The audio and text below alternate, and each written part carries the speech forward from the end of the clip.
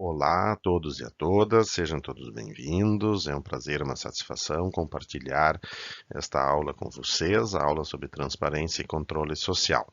Já teve a parte inicial, inicialmente um aviso, eu vou gravar sem imagem, para que a imagem não tape o canto inferior da tela. Então, sejam todos bem-vindos. Vocês já devem ter visto a primeira aula com a Rosa, depois com a Tânia. E eu vou trabalhar dois casos, corrupção e mineração. Então, nessa primeira aula, nessa primeira parte sobre a corrupção, tá? Dentro do aspecto que a gente já conversou com a Tânia. Políticas públicas de corrupção. A corrupção, nós poderíamos pensar que é evidente que se combate a corrupção, né? Corruptos têm que procurar ser postos na cadeia. Mas, ao mesmo tempo, a gente também teria que estar atento que as políticas públicas talvez também não sejam de combate à corrupção. Dentro de que a Tânia já falava na aula dela sobre os atores, o corrupto, se ele for um ator que tiver voz, ele também poderia procurar uma política pública que viabilize a corrupção. Por exemplo, blindagem patrimonial, né, diminuir ou dificultar a execução penal, ou mesmo a legislação no sigilo fiscal, sigilo bancário. O sigilo bancário, a quem ele favorece? Né? Ele favorece ao corrupto ou não? Eu trabalhei 10 anos no Banco do Brasil e depois sou fiscal. Então, como fiscal, eu não posso olhar a conta. E como funcionário do Banco do Brasil, eu via a conta. Qual a diferença do sigilo? Eu tinha que ter sigilo quando trabalhava no Banco do Brasil e tem que ter sigilo como fiscal. Inclusive, o sigilo do fiscal é superior, é muito mais duro, digamos assim, muito mais amplo do que o sigilo do funcionário do banco, né? Por que que o funcionário da fazenda não pode ver as contas, o saldo das contas? Seria uma política pública, ou seja, uma política pública que viabiliza ou favorece a corrupção? Então, uh, dentro do que a Tânia, né, professora Tânia, vocês já conversaram, então só olhando, tem os atores que disputam ideias. Então estamos falando sobre corrupção. Quais são os atores que disputam ideias no terreno da corrupção? Existem atores, existem diferentes atores, atores dominantes e atores desafiantes. E quem tem legitimidade para falar? Né? Essa é uma questão muito importante, né? A legitimidade para falar. Quem é você para falar? O tal do QI, né? Ah, não, se é o fulano que falou, quem sou eu para dizer que não? Por exemplo, a reforma tributária. Já tiveram aula de reforma tributária. Mas a reforma tributária, as leis tributárias, elas, por si, elas procuram dificultar a corrupção. Então, elas têm influência. Então, se olharmos a reforma tributária, as duas propostas de reforma tributária, uma delas basicamente foi apresentada e quem se legitima para falar em reforma tributária a tal ponto que inclusive se transformou numa que está no Congresso é o CCIF, Centro de Cidadania Fiscal. Eu até tive que pesquisar na internet para ver quem era quando surgiu a proposta. Como um centro de cidadania fiscal surge assim e é a entidade legítima para falar sobre reforma tributária. Vejam como a legitimidade se cria. E quem são os que financiam? Quem está por trás do centro de cidadania fiscal? Se vocês colocarem, né, num motor de busca, não digo Google, porque existem outros, né, para evitar o monopólio, vocês podem usar o do Google, por exemplo, que eu uso. Se colocar lá Centro de Cidadania Fiscal, vai aparecer quem é que são os principais patrocinadores. E vemos que estão lá a Ambev e a Souza Cruz. A Souza Cruz e a Ambev patrocinando um centro de cidadania fiscal, que é o que se legitima e consegue apresentar uma reforma tributária, teria alguma influência na tributação sobre as bebidas e os cigarros? As bebidas e cigarros são os mais tributados. Então vejam como essa avaliação dos atores que disputam as ideias, né, e a legitimidade para falar como isso é importante na análise de uma política pública de reforma tributária ou mesmo, né, como estamos falando sobre corrupção, né? As fases, como a Tânia já comentou, né, emergência na agenda, né, quais são questões que fazem o tema, a política pública emergir, né? Um desastre ou uma simplificação, a necessidade de simplificação do sistema tributário, né? Se levarmos ao extremo, como a gente procura, como a gente estuda em física, né, ao limite, né, se colocarmos todas as empresas no Simples Nacional, não estaria correto? Se o que queremos é uma simplificação, então vamos colocar todo mundo no Simples. Mas se olharmos o sistema tributário, veremos que não, isso não é justo, não é por aí, né? Então a simplificação, ela nem sempre, ela não pode atender a uma sociedade que tem diferenças, né? Então as diferenças necessitam alguma estruturação, alguma complexidade. É só olhar uma empresa grande, ela não tem um sistema de contabilidade e controle estoque, ele é tão simples? Não, se ele for muito simples, né, fica fácil a pessoa desviar algum recurso do almoxarifado. Soluções, disputa de decisão, né, mudanças desestabilizadoras, crises econômicas. Por exemplo, como estamos falando de corrupção, em 2008, né, teve uma crise econômica forte e a corrupção entrou nesse enfoque, vamos falar depois, né? Queria comentar um pouco o exercício de análise que a Tânia fez, né? Ela começou a partir da ditadura, o controle social sobre o Estado, né, a ditadura. Depois ela falou sobre o Estado gerencial, com o foco na despesa. Eu gostaria de acrescentar que se nós olharmos a ditadura a partir, né, da década de 70, e o Estado gerencial que surgiu na década de 80, final de 80, 90, tivemos a Constituição final de 88, esse foco na despesa, ele não vem de graça. Por que tem o foco na despesa, né? É o neoliberalismo que surge com força a partir do final da década de 80, com a Margaret Thatcher na Inglaterra e o Ronald Reagan nos Estados Unidos, né? O que eles buscam? Eles buscam aumentar a concentração de renda. Vamos voltar um pouquinho mais, vamos voltar ao fim da guerra, o período guerra, fim da Segunda Guerra Mundial. Muitos problemas, países empobrecidos por causa dos gastos com a guerra. O que se precisava? Se precisava reconstruir, né? Então, a reconstrução, né, tivemos, por exemplo, a grande crise entre guerras de 29. Tivemos o Keynes, por exemplo, e o que o Keynes dizia? E o Keynes não era digamos, um progressista, ele era um capitalista. Ele dizia, se quiser salvar o capitalismo, né, não podemos só ir pelo controle da despesa, só pela austeridade, né? Que diziam, mas se a gente gastar muito vai dar inflação no longo prazo, né? No longo prazo todos estaremos mortos, né? Então, depois da guerra, mesmo na Primeira Guerra Mundial, Segunda Guerra Mundial, o que surgiu? A necessidade de se olhar o foco na receita. Tem que aumentar os ingressos, tem que ter receita para fazer frente aos gastos necessários, aos gastos do Estado.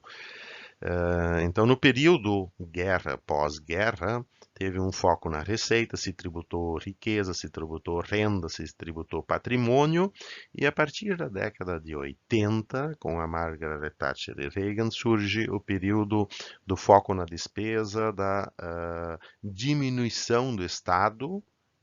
Qual a finalidade dessa diminuição do Estado? A finalidade dessa diminuição do Estado é aumentar a concentração de renda, a riqueza na mão privada. A produção de riqueza de uma sociedade ela é finita, ela é limitada. É o PIB de cada país em cada ano, ou o PIB mundial. O planeta produz um X de riqueza por ano.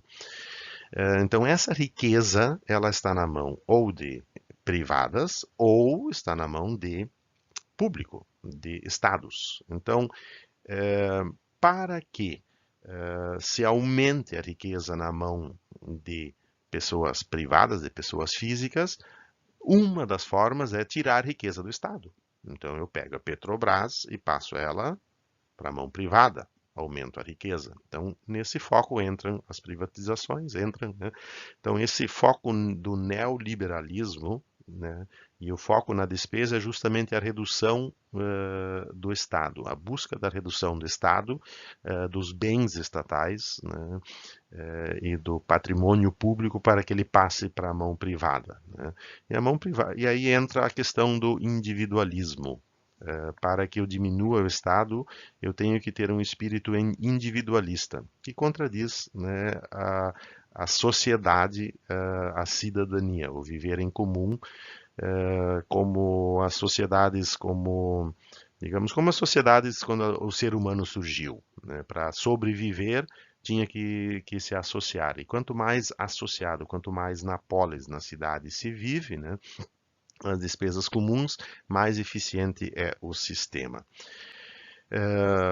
Nessa linha do individualismo, que é digamos, um dos pilares do neoliberalismo, para permitir esse foco na despesa, né, e a concentração da riqueza na mão privada, tirar do Estado, que é o comum, né, que é viver em comunidade, em sociedade, cidadania, para passar para as pessoas físicas.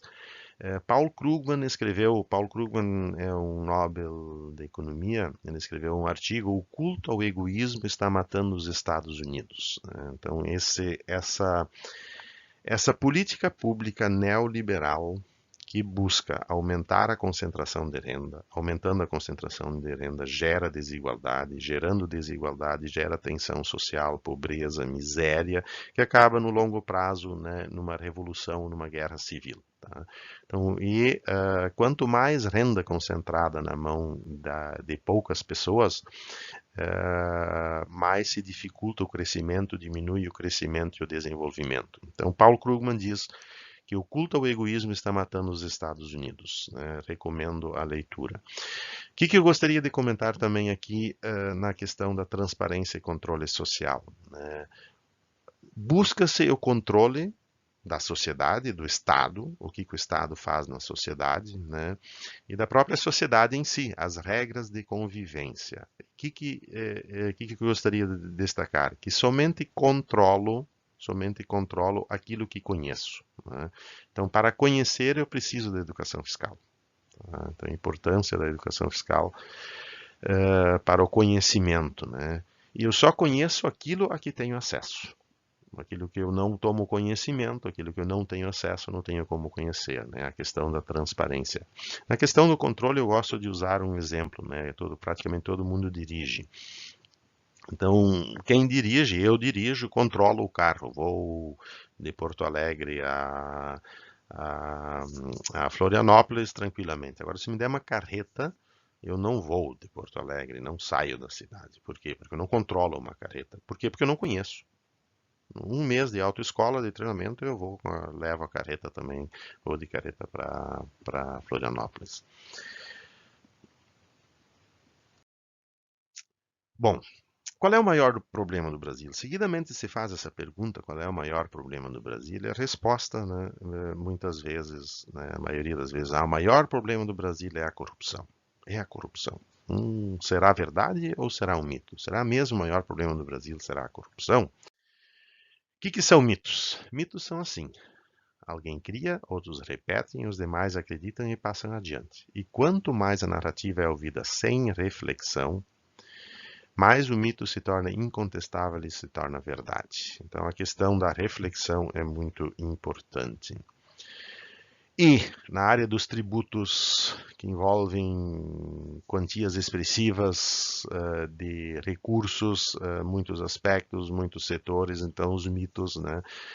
Na área de tributos, receita, e do outro lado, gastos, né, existem muitos mitos, principalmente por falta de conhecimento, né? E temos a questão da função social do tributo. O tributo já foi falado na aula do Dão, né, mas sempre é bom repetir. O tributo é o que viabiliza o convívio social, a convivência, e todos queremos ter uma convivência tranquila, uma harmonia. Então, a função social dos tributos é muito importante. Eu gosto dessa figura da balança, por quê? Por exemplo, de um lado tem os direitos, do outro lado tem os deveres. O que são os direitos? Por exemplo, o direito à educação, né? A sociedade como um todo quer que todos tenham educação, uma necessidade. Então, eventualmente, algum infortúnio, pessoas que não consigam pagar, dar a educação, né? Então, se transforma num direito. Então, o direito significa um gasto. O Estado tem que gastar para garantir o direito à educação. Qual é o dever? Tem que pagar impostos, né? Então, quem tem direito ao quê e quem paga o quê? Então, esse é o contrato social, né? A convivência que a Tânia também já comentou. Corrupção. O que é corrupção? Vamos falar de corrupção. O que é corrupção? Essa é a primeira questão. Quando se fala de alguma coisa, o nome, ele traz embutido uma mensagem, um conceito. O que é a corrupção? Poderíamos dizer que corrupção é o desvio de recursos públicos. Ok. Quando que os recursos públicos são desviados? Qual é o fluxo dos recursos públicos? Onde começa o recurso público, onde termina o recurso público? Impostos, né? Vamos pensar no imposto sobre o consumo, né? Eu compro uma mercadoria, praticamente todos os impostos estão embutidos no preço das mercadorias, né? Inclusive, se pensarmos no imposto de renda, o imposto de renda da pessoa jurídica, ele está embutido no preço da mercadoria. Então, quando eu compro uma mercadoria, o consumidor já paga o imposto. Ou seja, né, o comerciante, ele te vende um celular, naquele celular tu pagou R$ 1.000, já tem, digamos, R$ 200 embutidos em impostos. Então, no caixa do Estado, no caixa da empresa, entram R$ 200. Esse dinheiro vai para a conta do Estado, né? Então, quando é depositado, né, esse dinheiro ingressa e a corrupção, depois que ingressou, o político, o executivo, o deputado, o prefeito, o governador, os agentes públicos desviam dinheiro. Então, depois de ingressado o dinheiro no caixa do Estado, esse desvio, por licitação fraudulenta, superfaturada, etc., ocorrem desvios do dinheiro que entrou no caixa do Estado. Então, esse é um momento. Esse é o mais conhecido, que se chama de corrupção. Mas dentro do fluxo, quando eu comprei o celular, eu já paguei R$ 200. Aqueles R$ 1.000, paguei R$ 1.000. 800 o aparelho e 200 o imposto. Aqueles R$ 1.000 estão no caixa da empresa. Então, esse dinheiro também pode ser desviado. O dono da empresa pode pegar esses R$ 200, em vez de depositar na conta do Estado, ele pode pegar esses R$ 200 e dizer, eu vou colocar no meu bolso, né? Desviar antes. Imaginemos, por exemplo, uma cidade que tenha somente uma fábrica e uma pessoa seja dono dessa fábrica, tá?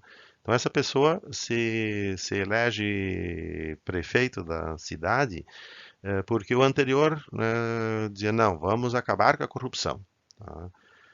Aí ele se elege prefeito, né, e os R$ 200, naquele exemplo, desviar R$ 200 que já estão no caixa da prefeitura, tem controle interno, tem controle externo, tem prestação de contas, né, tem licitação. Então, é complicado, não é fácil desviar dinheiro depois que entrou no caixa do Estado. Já se esse mesmo prefeito, dono da empresa, for lá na empresa e disser para o contador, olha, esses R$ 200 tu não deposita, ou desses R$ 200 tu só deposita 100 ou 150, os outros tu guarda. Então, é muito mais fácil desviar dinheiro antes de ingressar no caixa do Estado. Então, são momentos diferentes. Eu posso desviar, o empresário pode desviar o dinheiro, né, o recurso público do imposto que está no caixa da empresa antes de depositar para o Estado.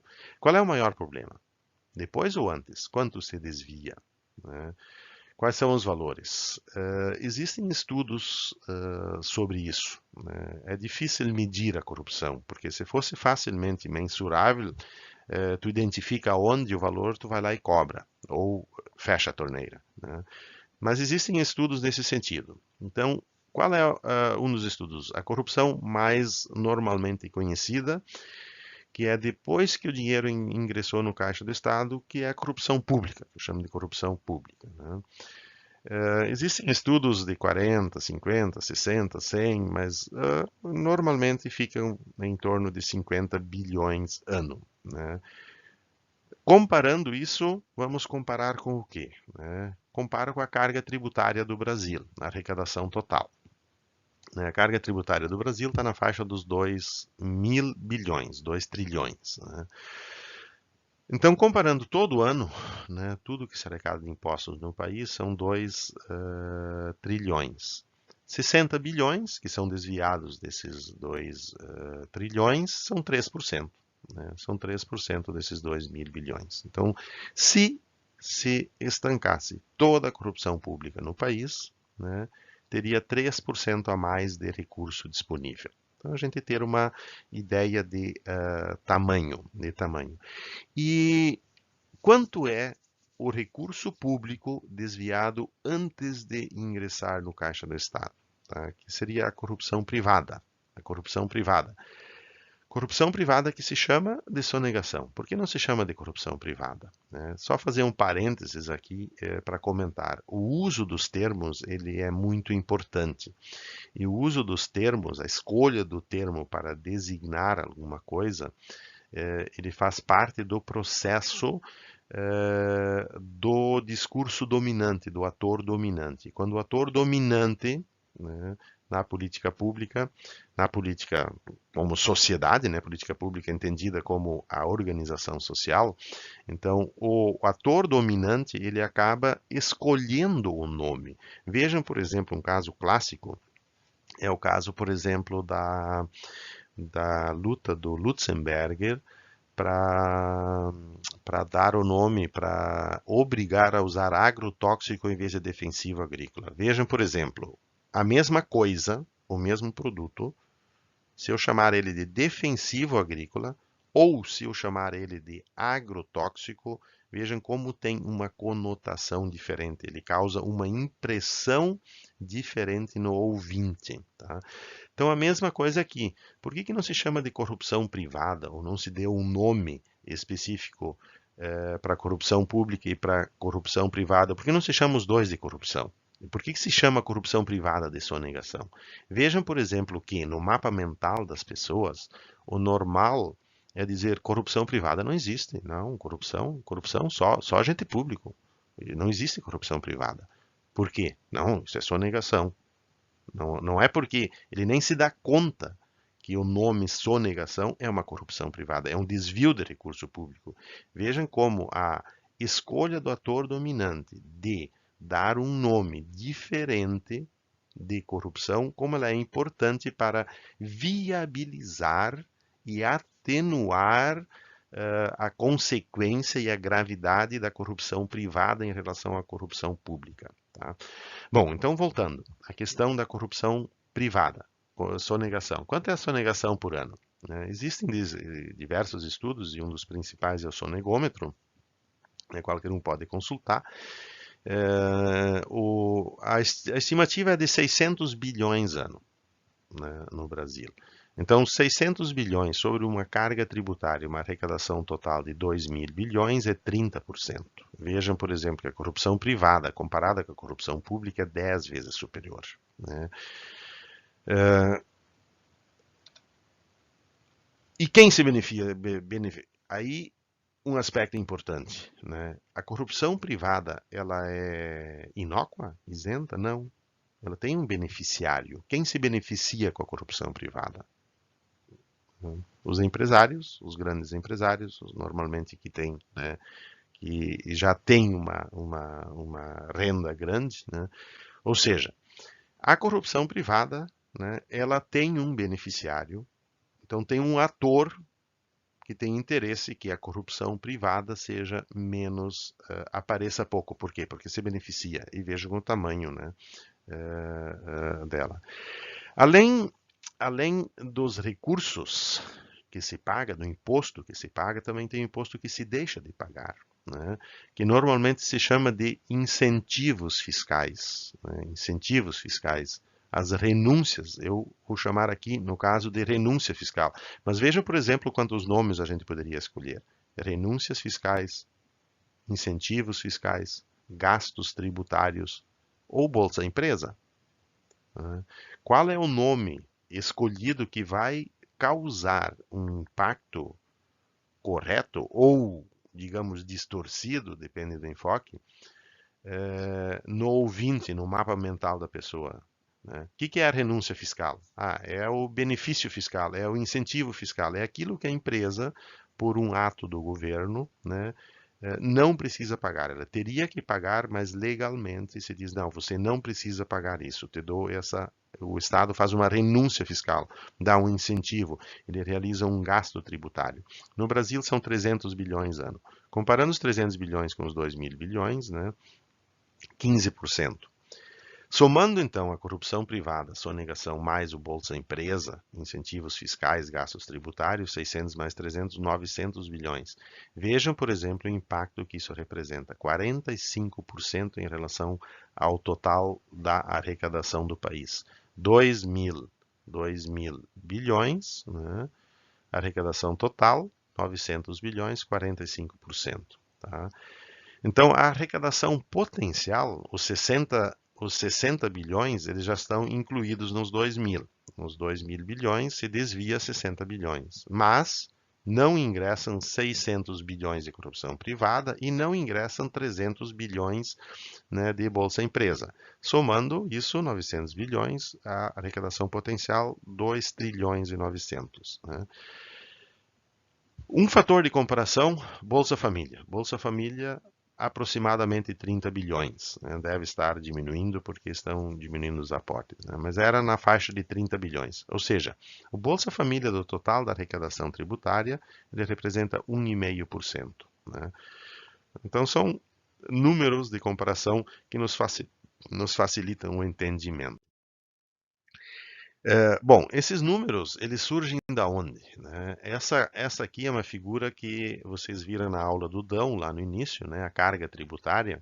Esse aqui é de 2015, a do Dão já é de 2018. Né? Então, onde é que eu comparo? Né? Qual é a importância? Né? Na carga tributária eu tenho o total, o PIB do país, né? O total de riqueza produzida, no Brasil na faixa de 6 trilhões, né? Em 2018, 6,9, se não me engano, e, né, o total de impostos arrecadados, 2015, 2 trilhões, né, 2 mil bilhões, 2 trilhões, em 2018, 2,3 trilhões. Né?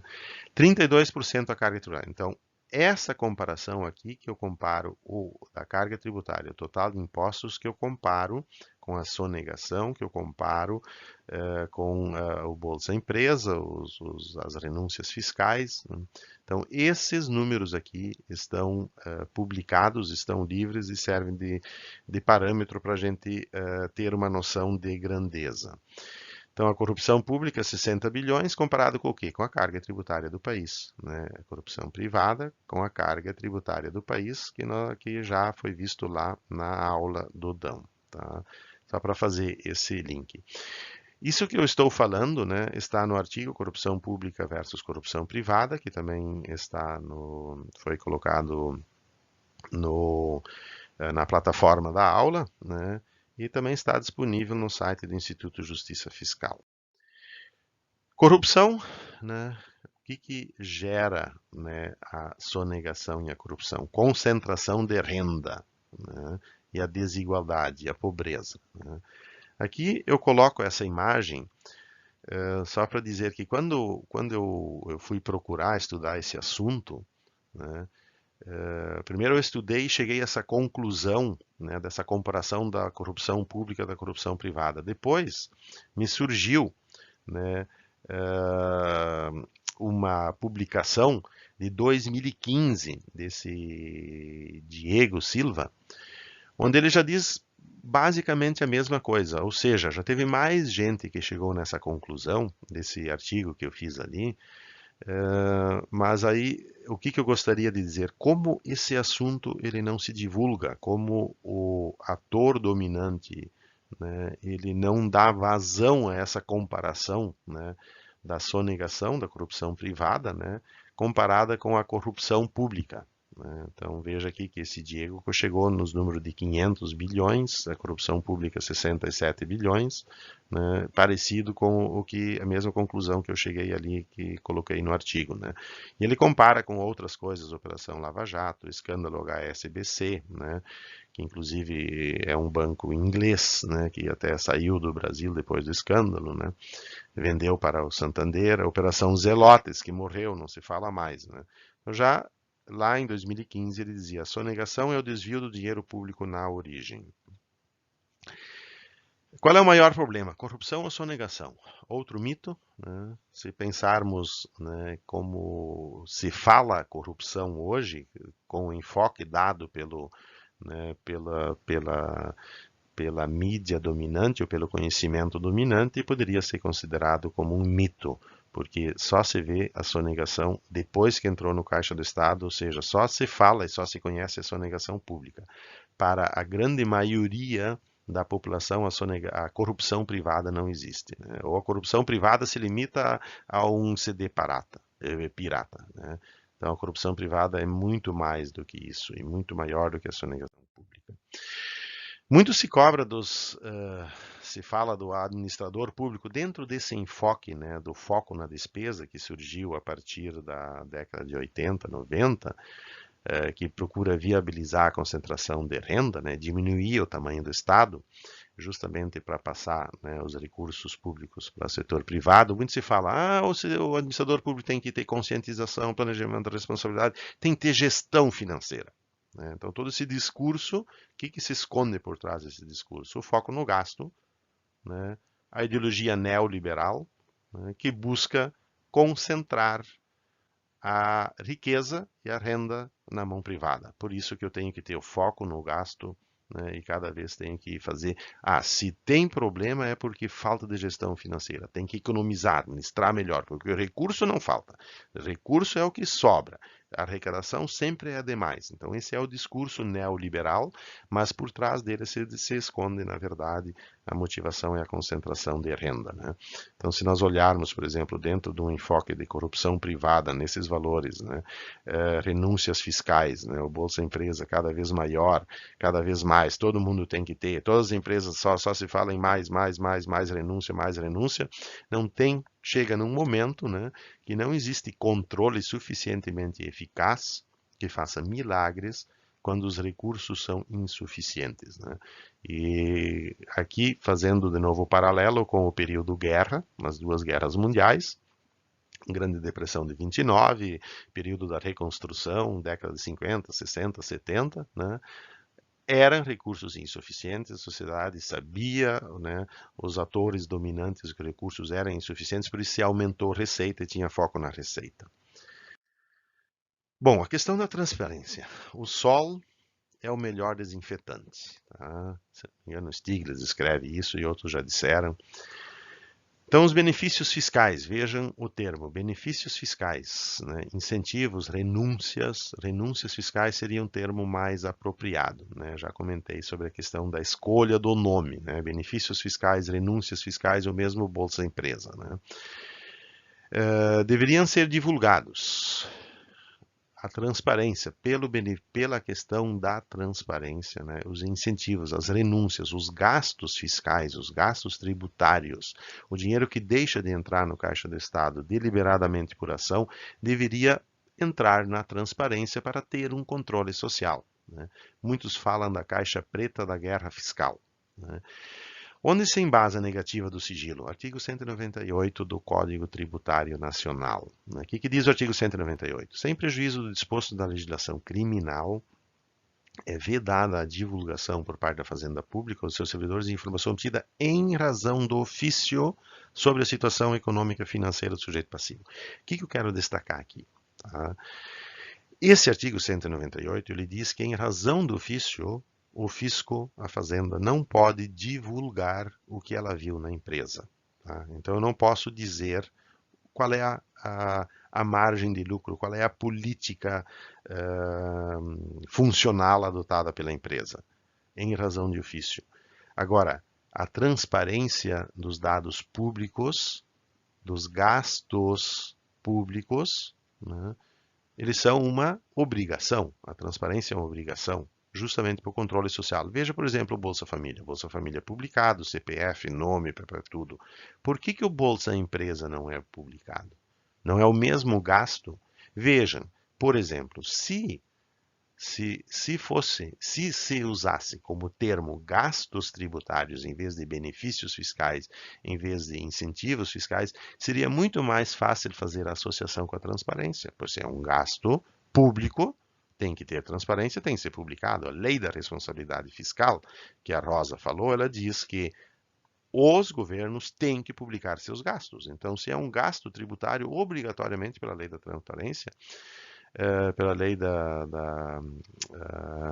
pela lei de acesso à informação, por exemplo, deveria ser divulgado a caixa preta da guerra fiscal. Né? Por quê? Porque é um gasto tributário.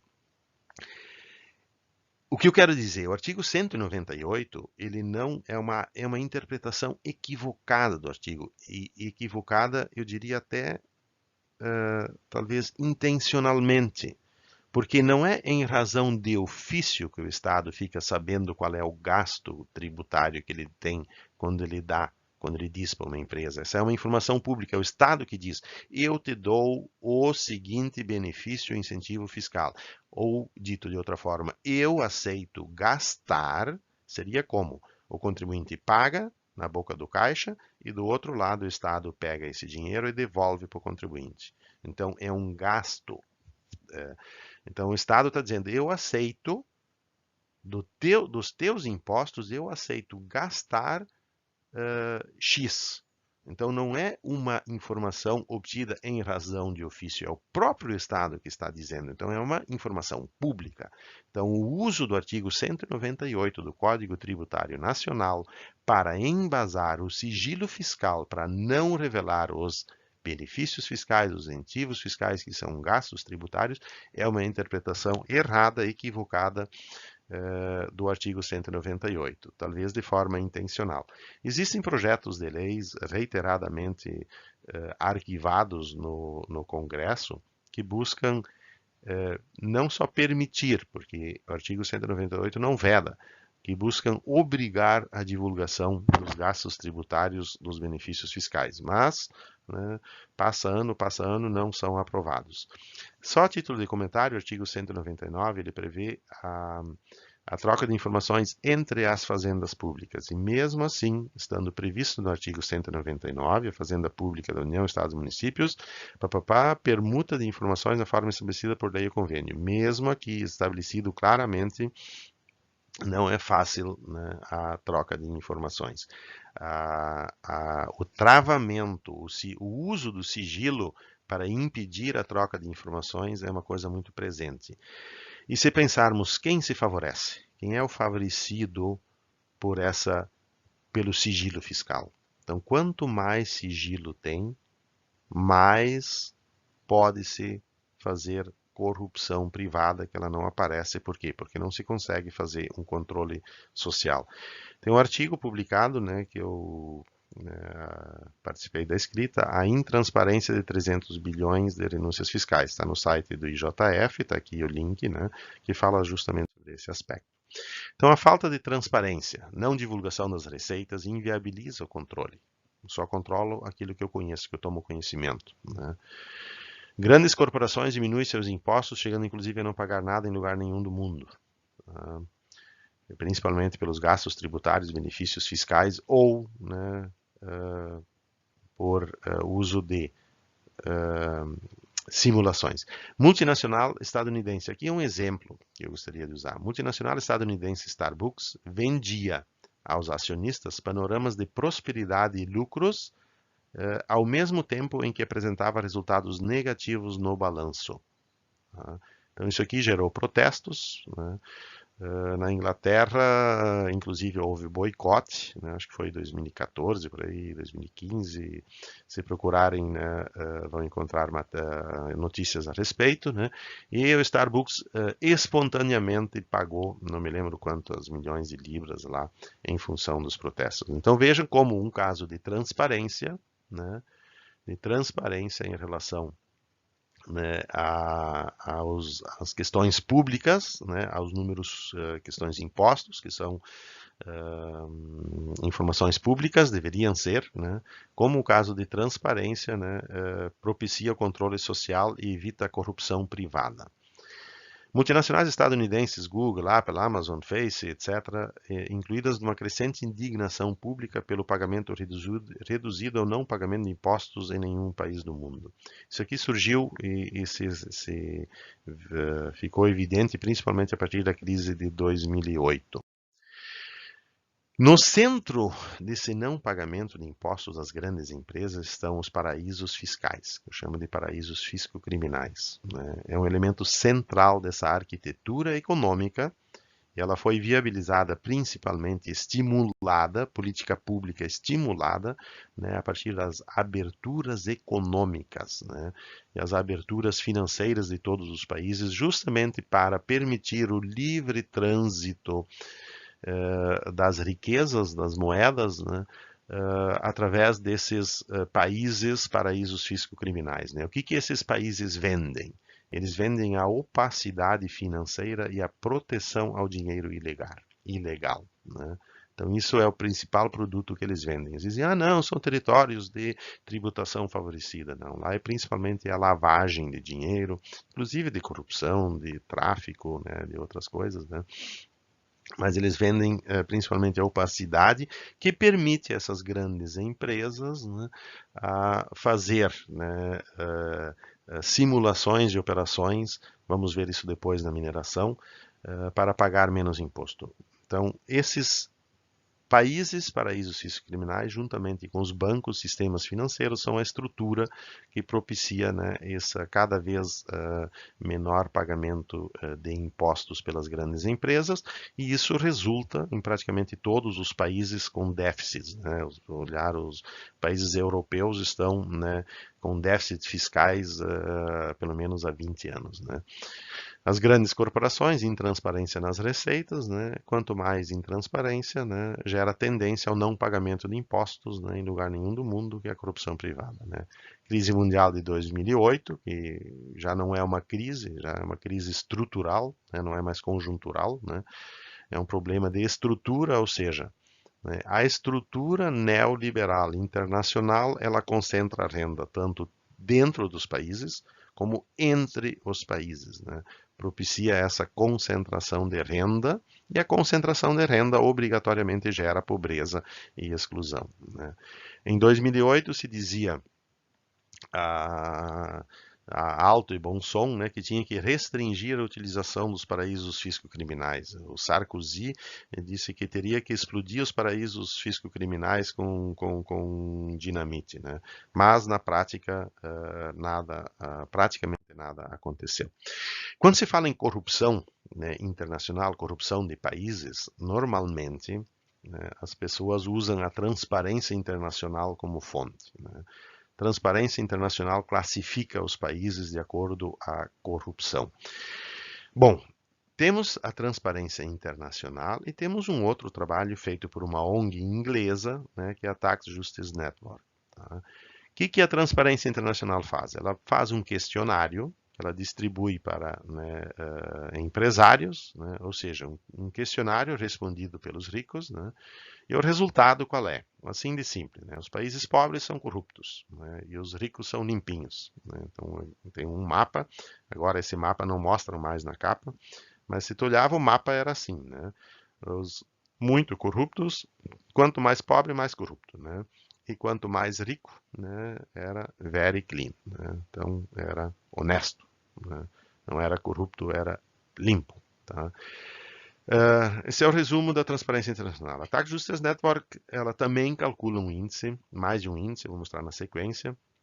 O que eles usam como base? O sigilo da legislação, a opacidade da legislação do país e os fluxos internacionais, a quantidade de fluxos internacionais. Então, quanto mais sigilo e mais fluxo internacional aquele país tem, maior ele fica no ranking, né? Qual é o resultado, né? Os países ricos escondem dinheiro, né? São os que recebem os fluxos ilícitos, são os paraísos fisco-criminais, ou seja, os países ricos são os corruptos. Então vejam, por exemplo, praticamente temos duas entidades, uma que diz que os pobres são os corruptos, outra que diz que os ricos são os corruptos. aqui, né, a transparência internacional, né, esse é o mapa normalmente usado, né, e podem ver aqui, né, os desenvolvidos e os ricos são os honestos, os limpinhos, né, e os pobres, né, são os corruptos. Metodologia de apuração, um questionário, né? E aqui eu recomendo, inclusive, né, um artigo que saiu agora faz pouco tempo, né, da Vaza Jato. Né? A Transparência Internacional acessou o contrato de fundação de Dalagnol com verba da Petrobras. Lá relata as mensagens que foram vazadas, as mensagens trocadas entre o Dalagnol Dallagnol e o representante da TI da Transparência Internacional no Brasil, as publicações que fizeram, 75 mil dólares que a Lava Jato doou para a Transparência Internacional. Então vale a pena a leitura, né, para ver como a Transparência Internacional se prestou, né, para, de forma antiética, ou bom, cada um leia e veja, né, como o serviço, né, e que a transparência, o serviço que a Transparência Internacional presta. Bom, a Tax Justice Network tem um mapa diferente, podem ver aqui que o azul aqui seriam os mais corruptos, vejam que tem aqui uma bola grande nos Estados Unidos, aqui no meio que são as ilhas, né, do Reino Unido, na Europa, né, mais alguma coisa para cá. Veja que não está nos países pobres, tá? Aqui, o índice de sigilo financeiro, né, ano de 2020, eles atualizam, qualquer um pode acessar, né, o link é esse aqui. E aqui está a lista, né? Então, o primeiro estão as Ilhas Caimã, os Estados Unidos, Suíça, Hong Kong. Vejam que aqui não estão os países pobres, né? E sim países ricos. Os Estados Unidos, Suíça, Hong Kong, Singapura, Luxemburgo, né? Japão, Holanda, e aqui vamos, né? Reino Unido, Alemanha, Panamá. Aqui tem um aviso aqui, tá? Esses cinza aqui são todos territórios ultramar, né? Ou dependências, né, da coroa inglesa. Tá? Ou seja, quem faz as leis e quem diz o que deve ser feito nesses territórios aqui é tudo Reino Unido e Inglaterra. Tá? Se somarmos aqui os territórios do Reino Unido e da Inglaterra, né, o primeiro lugar aqui é Inglaterra, Reino Unido. Né? Então, seria numa concepção de secretismo, de sigilo e fluxos financeiros, quantidade de fluxos financeiros, né, o maior paraíso fisco-criminal ou o mais corrupto do mundo é a Inglaterra. O que significa isso? Né? Isso significa que eles recebem o dinheiro sujo, o dinheiro ilícito, os fluxos ilícitos, né, a corrupção, os roubos, o tráfico, esse dinheiro para os seus países, ou seja, eles vivem de, entre aspas, roubar, né, de pegar o dinheiro dos demais países, de viabilizar que a corrupção que, por exemplo, o Maluf fez em São Paulo, né, ela ficasse resguardada e o Maluf pudesse usufruir desse dinheiro, né, até foi viabilizado né, pela Inglaterra. Então, se não fosse a Inglaterra, né, o Brasil teria menos corrupção, porque o Maluf teria sido pego, né, no mínimo 20 anos antes. Né. Bom, quando a gente fala em combate à corrupção internacional, né, esses organismos, o CDE, né, BEPS, projeto BEPS, eles colocam o foco nas grandes empresas que se negam. Como vamos fazer as grandes empresas fazer pagar? Será que esse é o foco correto? Por que eu falo no foco? Vejamos, por exemplo, uma pessoa que tem febre alta. Se eu disser que eu tenho que focar o tratamento como uma pneumonia, né, eu trato essa pessoa como contra uma pneumonia e a febre depois de 2 dias não baixa, eu faço um novo exame e vejo que é leptospirose. Ou seja, se eu erro o foco, né, o tratamento, as minhas ações que eu fizerem, elas são tempo perdido, elas são inúteis, porque eu tenho que acertar o foco para corrigir o problema. Então, o foco é, né, as grandes empresas ou o foco deveria ser os países? Qual é o problema aqui? problema são as empresas ou são os países e o sistema financeiro, os bancos que viabilizam, que criam as ferramentas para que as empresas possam fazer a sonegação, possam fazer a corrupção privada, possam fazer o não pagamento de impostos, né? Um exemplo, né, um exemplo de política pública, depois da crise de 2008, que ficou evidente que os paraísos fiscais, esses países, né, com Inglaterra, né, Reino Unido, né, à cabeça, né, puxando à frente, os países que criavam o problema, né, são os paraísos, né, fisco-criminais, se adotou, né, o G20 pediu para o CDE fazer política pública, né, ações que combatessem essa sonegação viabilizada através do sistema financeiro e dos paraísos fisco-criminais. É o CDE, né, projeto BEPS, e uma das ações é o intercâmbio automático de informações financeiras entre os países, né? Adivinha qual é o país que não assinou? Estados Unidos, né? E vejam que os Estados Unidos, né, está aqui como segundo colocado nos fluxos e no sigilo, né? Delaware é um estado paraíso fisco criminal.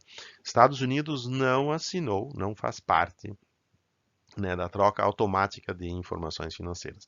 Isso dificulta ou, digamos, diminui o combate à corrupção, o combate, né, ao uso desses paraísos fisco-criminais. Estados Unidos unilateralmente implantou o FATCA, que é digamos, é um sistema de coleta de informações financeiras que eles fazem, né? Então, eles acabaram assinando alguns convênios com alguns países de reciprocidade, mas basicamente a reciprocidade é baixa, né? E os Estados Unidos impõem unilateralmente. O comportamento, como estamos em educação fiscal, né, falamos da função social do tributo, da importância da sociedade, né, da cidadania, vejam que, nesse caso, né, prevalece o comportamento unilateral, típico do individualismo neoliberal, né? A unilateralidade estadunidense na troca de informações. Não participa, né, dos demais países, são 100 e poucos países que já fazem troca automática de informações financeiras, e Estados Unidos, né, não assinou esse convênio e usa unilateralmente só o deles, né? Então aqui a Tax, a essa ONG, né, a Tax Justice Network, né, também, né, calcula, né, um índice, né, de paraísos fisco-criminais, né, das corporações, que as corporações mais usam, tá? Então, esse aqui pode ser consultado nesse endereço para quem quiser, tá? Vejam aqui que, né, o ranking 2019 está aqui, né? Qual é o primeiro? As Ilhas Virgens Britânicas, Bermuda, Ilhas Caimã, né? Depois, né, a Holanda, Países Baixos, a Suíça, Luxemburgo, né? Novamente os países ricos, e vejam que somando aqui esses três primeiros aqui, né, são da Inglaterra, Reino Unido. Ou seja, quem sempre está na cabeça aqui, né, tanto para sonegação das empresas, né, para receber dinheiro ilícito, sempre é a Inglaterra.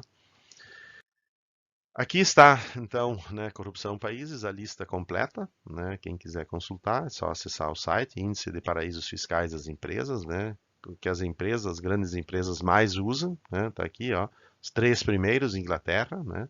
Que são os territórios ultramar deles, ou seja, é o quintal da lavagem do dinheiro, né? Onde se depois leva para reinserir no mercado financeiro, né, de forma limpa, né? Países Baixos, Suíça, Luxemburgo, papapá, aqui está a lista dos países. Bom, então a transparência internacional, tão usada, né, a maioria do pessoal conhece, uma entidade, né, como entidade que busca dar transparência à sonegação no combate, né?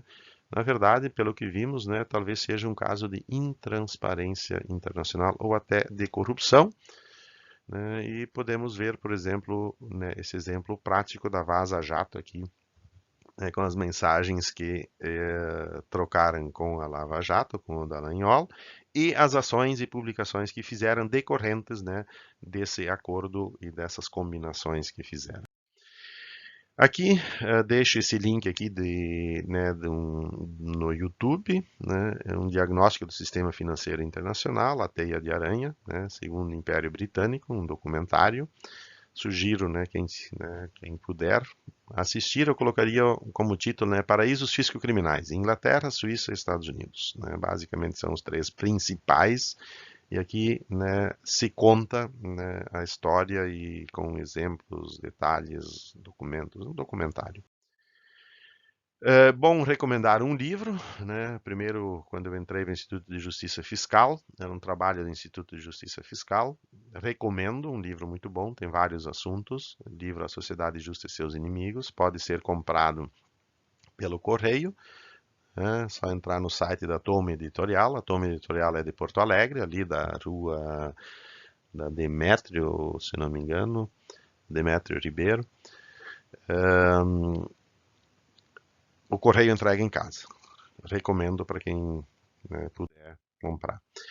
Então, chegando aqui nos finalmente, né, a questão da transparência e do controle social, né, a transparência, né, para poder conhecer, tem que ter transparência. Se eu quiser controlar, né, eu preciso conhecer, preciso da transparência. Onde é que circula a discussão? Quem paga, né? Modelo de Estado, que já foi falado lá na aula inicial, né? Quem paga, quanto paga, né? O sistema tributário, né? Quem financia, estabelece, né, o modelo de Estado, né? O princípio da solidariedade, que é que nem o caso de ataque cardíaco, né? Tem que fazer implantar um marca-passo. Né? Se cada um tiver que poupar dinheiro suficiente para na emergência poder pagar uma cirurgia dessas, imagina quanto teria que pagar. Quantas pessoas precisam implantar marca-passo? Pois são poucas. Né? Então, se cada um pagar, né, meia dúzia de centavos, né, esse princípio da solidariedade fica fácil, né, leve para todo mundo e todo mundo fica tranquilo e seguro, sabendo que quando precisa ele vai ter, né, o atendimento. Então, quem paga, quanto paga, né?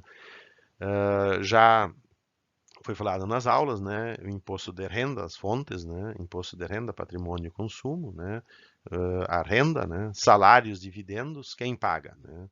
Os dividendos são o salário do dono, né? Aqui é o salário do empregado. Esse paga, esse não paga, né? Por que um paga e outro não paga, né? Patrimônio, carros e iates. São veículos automotores. Esse paga, esse não paga. Por que esse paga e esse não paga? Se nós olharmos, né, aqui que tem baixa renda, né, esses pagam. Os que têm alta renda aqui, ó, não pagam, né? Dividendos, iates não pagam, né? O salário, né, normal de empregado e carro, esse paga. Consumo, energia elétrica paga, todo, né? E é alto, né? Minérios, vamos estudar no próximo capítulo, né? Praticamente não paga nada, né? Paga muito pouco, né? Paraísos fisco-criminais. Ah, se quem tem acesso a paraísos fisco-criminais não paga. Quem não tem acesso a paraísos fisco-criminais, esse o fisco pega, né? Esse paga. Então vejam como uma política pública, né, de uso de países, né, influi sobre quem paga e quem não paga. E por outro lado, quem recebe. Quem recebe, né? São os gastos públicos, né? Quem são os beneficiários do dinheiro que entra no caixa do Estado, né?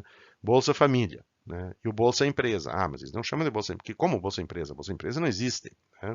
Há os incentivos fiscais, há os benefícios fiscais, né? São gastos tributários. Veja como a importância da escolha do nome.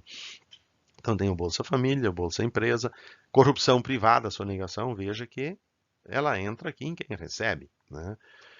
E isso tudo é uma decisão política. Né? Como diz a minha irmã, tenho nojo de política, não adianta ter nojo de política, né? Que tudo isso quem decide né, é sempre uma decisão política. Por quê? Porque a decisão política decide o princípio, né, social de como se vive. Né? Quem paga, quem recebe, quanto paga, quanto custa, tudo passa por uma decisão política, inclusive os paraísos fisco-criminais. A decisão política de implantar a abertura financeira, né, a abertura comercial, facilitar os fluxos, tirar todos os controles de câmbio, etc., foi uma decisão política, né, que favoreceu os bancos e paraísos fiscais criminais, que favoreceu as grandes empresas para não precisar pagar imposto. Tá? Então veja que a corrupção privada passa por uma decisão política. Aqui só controlo o que eu conheço, a importância da transparência, né? Só conheço o que tenho acesso. A importância da transparência, a importância do conhecimento, da educação. Tá? Então, né, fechando, mitos são assim, alguém cria, outros repetem, os demais acreditam e passam adiante. Né? Quanto mais a narrativa é ouvida sem reflexão, mais o mito se torna incontestável e se torna verdade. Né? Se você não for cuidadoso, né, esse Malcolm foi um ativista estadunidense, foi assassinado em torno dos 40 anos, né? Então tem uma frase dele que diz assim: se você não for cuidadoso, os jornais farão você odiar as pessoas que estão sendo oprimidas e amar as pessoas que estão oprimindo. Ou seja, mesmo nas transparências recebidas, nas teoricamente iniciativas de transparência, temos que ter cuidado para ver se são iniciativas de transparência ou se são iniciativas que buscam viabilizar algum benefício, em vez de dar transparência. Por exemplo, o benefício da sonegação privada. Iniciativas de falsa transparência, que na verdade tem por trás, né, favorecer a sonegação privada, que pode ser, por exemplo, o exemplo da abertura financeira, abertura comercial, né, livre trânsito de capitais, dentro de um princípio neoliberal de Estado mínimo e de concentração de renda e pagamento de menos impostos. Ou seja, né, isso tudo veio através de jornais que, na verdade, né, favoreceram a concentração de renda e estão gerando as desigualdades sociais. Muito obrigado e nos vemos no próximo capítulo.